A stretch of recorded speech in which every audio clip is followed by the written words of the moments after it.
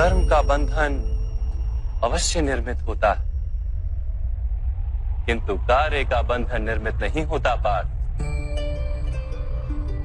तुम्हें कर्म और कार्य के बीच क्या भेद है, ये जानना आवश्यक है। सभी कर्म कार्य, किंतु सभी कार्य कर्म नहीं। कर्म उस कार्य को कहते हैं जिसके साथ फल की आशा जुड़ी। मनुष्य जब भी सुख की, संपत्ति की, प्रशंसा की आशा रखकर कोई कार्य करता है तो वो उस कार्य के फल से बंध जाता है। जब किसी कर्म को फल की आशा से किया जाए तो उसे सकाम कर्म योग कहते हैं, और जब किसी कर्म को बिना किसी फल की आशा से किया जाए तो उसे निष्काम कर्म योग कहते हैं। इसी कारण से उसे बार बार जन्म लेना पड़ता है। वास्तव में मनुष्य को कोई कर्म नहीं बांधता, कर्म से जुड़ी आशाएं उसे बांधती।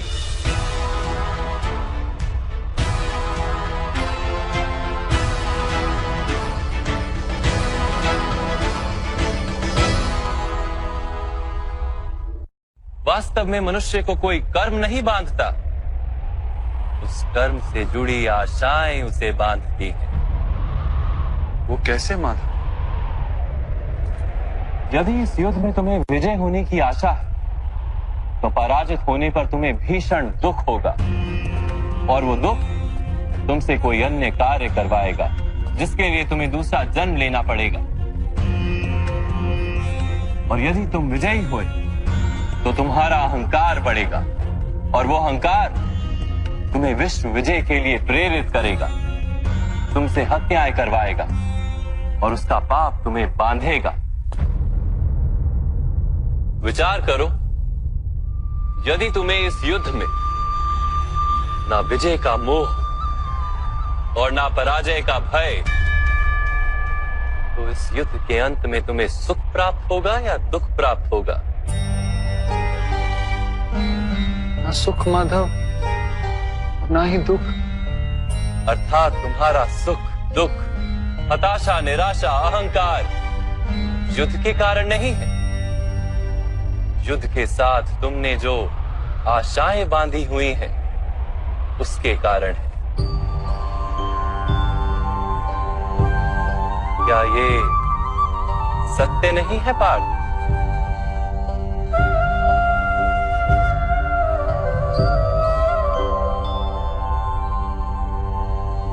सुख दुखे समे कृत्वा लाभा लाभो जया जयो ततो युद्धाय युज्यस्व नैवं पाप मवाप्स्यसि। अर्थात सुख दुख को समान मानकर लाभ हानि जय पराजय का विचार किए बिना यदि तुम युद्ध करोगे कौन्तेय, तो तुम पाप के भागी नहीं बनोगे। इसी को कर्म योग कहते हैं। जो सांख्य का ज्ञान प्राप्त कर लेता है वो ये जान लेता है कि वो शरीर नहीं, केवल एक आत्मा है। शरीर के भोग और अनुभव तो केवल मृत्यु तक है, अर्थात वास्तविक नहीं, केवल माया है। उसके लिए कर्मयोगी बनना सरल हो जाता है। परंतु माधव, यदि कार्य से बंधन निश्चित है तो क्या संसार का त्याग करके संन्यास लेना उचित नहीं? इसी विचार का परिणाम है कि आज ये युद्ध हो रहा है पार्थ।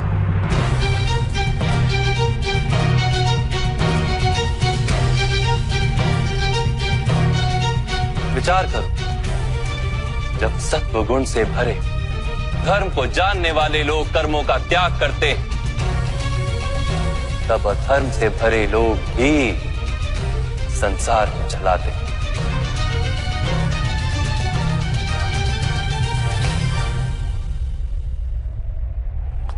यदि महामहिम ने संसार का त्याग ना किया होता तो आज अधर्म इतना बढ़ता ही नहीं।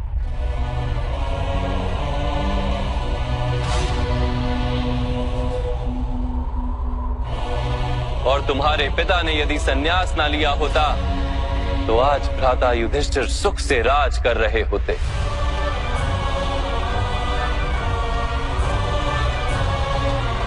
और अपनी प्रजा को न्याय और धर्म का ज्ञान दे रहे होते। किंतु दुखदायक बात तो यह है पार्थ कि सत्वगुण से भरे मनुष्य ही संसार को लाभ दे सकते हैं, किंतु वो ही संन्यास का विचार करते हैं। जैसे जल तो भाप बनकर उड़ जाता है और कीचड़ वहीं पड़ा रहता है, वैसे सत्वगुणी सज्जन लोग तो संसार का त्याग कर देते और तमस से भरे अधर्मी लोग संसार में कार्य करते हैं।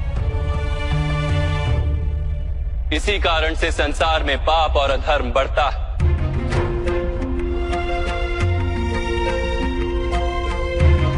किंतु कर्मयोग इस विचित्र स्थिति से सारे संसार का रक्षण करता है। कर्मयोगी फल की आशा का त्याग करता है, किंतु कर्मों का त्याग नहीं करता। वो इसी संसार में रहता है सन्यासी की भांति, सारे कार्य करता है किंतु उनमें लिप्त नहीं होता।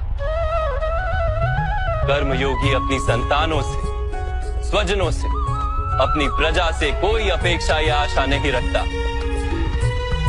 स्वयं उसे संन्यास का लाभ होता है, किंतु समाज को संसारी की भांति लाभ देता। मनुष्य अपनी संतानों के सुख के लिए श्रम करता है माधव। अपनी संतान से सुख की अपेक्षा कैसे न रखे? मनुष्य अपनी संतानों के लिए जो भी करता है वो व्यापार है या प्रेम पार? प्रेम माधव। तो फिर अपने कार्यों के प्रति फल की इच्छा क्यों पार? भविष्य का लाभ तो व्यापार में देखा जाता है, प्रेम में नहीं। जो मनुष्य अपनी संतानों का चरित्र निर्माण उचित रूप से करता है, संतानों को प्रेम और धर्म के संस्कार देता है, उसकी संतानें भी मनुष्य को प्रेम और सुरक्षा अवश्य देती। संतानों के कर्म, स्वजनों के व्यवहार उनके कर्म है पार, और जब उनके कर्मों पर हमारा कोई अधिकार नहीं होता तो उनसे आशाएं और अपेक्षाएं रखने का क्या प्रयोजन? यदि गहन विचार करोगे पार्थ तो शीघ्र ही ये जान लोगे कि जीवन में ऐसा कोई कार्य नहीं है जिसके साथ आशाएं और अपेक्षाएं जोड़ना अनिवार्य हो।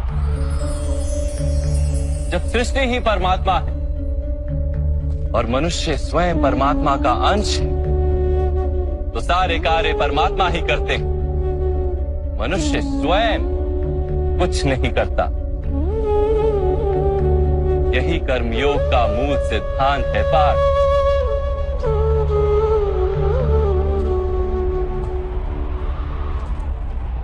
तुम्हें भी कर्मयोगी बनकर ये युद्ध करना आवश्यक है पार्थ। त्रिगुणिया विश्या वेदा निस्त्रिगुण्यो भवार्जुना निर्द्वंद्वो नित्य तत्वस्थो निर्योग क्षेम आत्मवान। तीन गुणों का त्याग करके निर्गुण बन जाओ पार्थ। इस द्वंद्व से मुक्त हो जाओ। सदा सत्व अर्थात परमात्मा में बुद्धि लगाकर कर्तव्य का वहन करते रहो। कुछ प्राप्त करने की इच्छा और कुछ प्राप्त किए हुए का रक्षण करने का विचार त्याग दो पार्थ, और अपनी आत्मा को स्वतंत्र कर।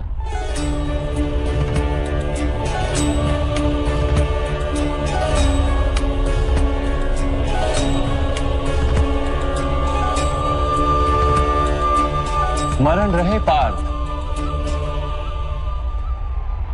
कर्मण्यवाधिकारस्ते मां फलेषु कदाचन मां कर्म फल हेतुर्भु मां ते संगोस्त्व कर्मणि। तुम्हारा अधिकार तो केवल कर्म करने का है, फल तो ईश्वर के हाथ में।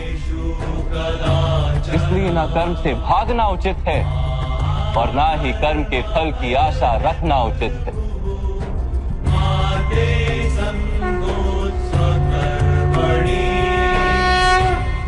जो फल का त्याग कर दे परंतु कर्म का त्याग ना करे, ऐसे कर्म योगी को कैसे जाना जा सकता है माधव? विश्या विनिवर्तन्ते निरहारस्य देहिनः रसवर्जम रसोप्यस्य परम दृष्ट्वा निवर्तते। सुनो पार्थ, जो स्वाद से छूटने के लिए भोजन का ही त्याग कर देता है, वास्तव में उसके मन से स्वाद की लालसा कभी जाती ही नहीं। उसे दोहरी हानि होती है। एक तो वो निर्बल हो जाता है, जिसके कारण परमात्मा को प्राप्त करने का जो प्रयत्न अनिवार्य है उसे वो नहीं कर पाता, और दूसरा, सदा ही उसका मन स्वाद की लालसा से भरा रहता है। इसलिए भोजन का त्याग करने से उत्तम है स्वाद की लालसा का ही त्याग कर दिया जाए। कर्मयोगी अपने मन की सारी लालसाओं को खींच लेता है, जीवन को कर्तव्य मानकर कार्य अवश्य करता है, किंतु उन कार्यों से जुड़ता नहीं।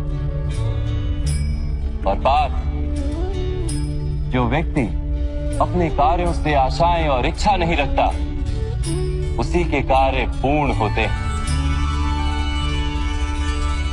एक असफलता से दुखी होकर जिसका मन डोलता नहीं, एक सफलता से आनंदित होकर जो स्वयं को सर्वश्रेष्ठ नहीं मानता, ऐसे ही व्यक्ति को कर्म योगी कहते हैं। और ऐसा व्यक्ति जीवन में बार बार सफल होता है।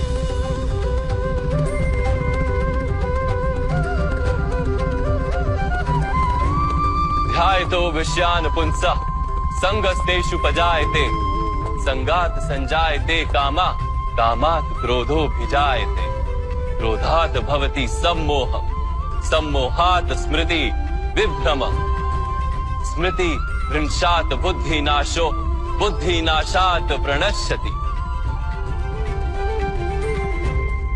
फल की आशा से कामना प्रकट होती है, और कामना का तो स्वभाव है असंतुष्ट रहना। असंतोष से क्रोध उत्पन्न होता है, और क्रोध से मोह जन्मता है। मोह के कारण व्यक्ति आचार और व्यवहार का ज्ञान ही भूल जाता है। ज्ञान के जाने से बुद्धि चली जाती है, अनुचित प्रकार के कार्य होने लगते हैं, और समाज ऐसे व्यक्ति का शत्रु बन जाता है, और अंत में ऐसे मनुष्य पूर्णतः पतन हो जाता है।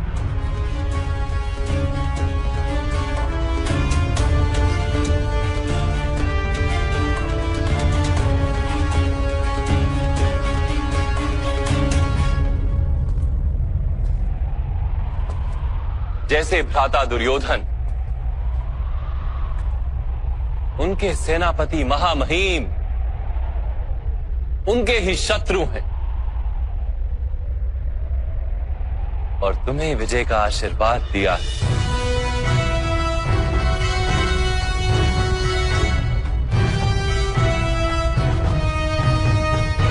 पार्थ, कर्मयोग ब्रह्म विद्या का दूसरा चरण है।